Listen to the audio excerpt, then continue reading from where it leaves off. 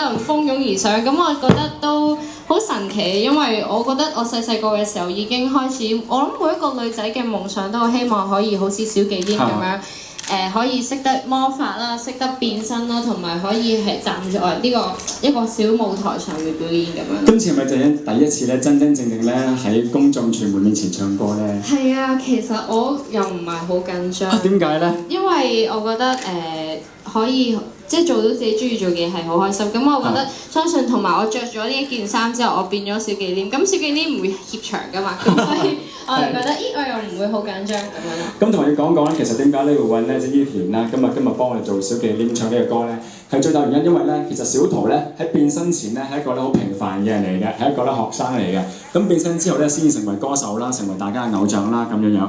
咁所以我都有諗嘅時候，我哋諗要揾一個咩人係又唔係歌手，但係又會中意唱歌，又識唱下歌咁樣嘅咧，又平時又冇乜點公開表演過嘅咧。咁我哋好多人裏邊咧就揾咗伊田啦，幫我哋今日做呢個咧小忌廉。我哋真係多謝你，麻煩晒伊田。多謝晒。不過咁即係做得小忌廉咧，有一樣嘢係唔可以唔做㗎，我覺得神仙棒預備咗俾你，我哋真係今朝先日本運到翻嚟，你知唔知？我知我琴日揸住嗰個係一個 handmade 嘅紙牌。我哋會 rehearsal 都係膠嘅板嚟，所以咧真神仙棒係一首咧懂魔法嘅女仔，我要交俾你，花我揸住，咪都我揸住。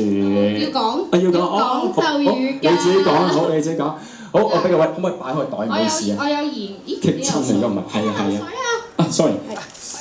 研究到呢一個嘢嘅，咁咧真係有研究變身嗰下。咁其實小桃咧變身做小忌廉有兩個階段嘅，第一個階段就一定係攞住支神仙棒啦，第二個階段咧就係佢俾阿俊夫發現咗之後做咗魔法，但係佢又再即係又再有翻嘅時候就有個小星環。係啦。因為我而家冇小星環就冇啦，但係咧我而家就有呢一個神仙棒，咁咧就會畫一個高音嘅符號嘅符號，咁樣就係咁啦。我而家慢慢。好啦，預備一。之後咧就神仙棒，神仙棒快啲變，神仙棒，神仙棒快啲變咁樣咯。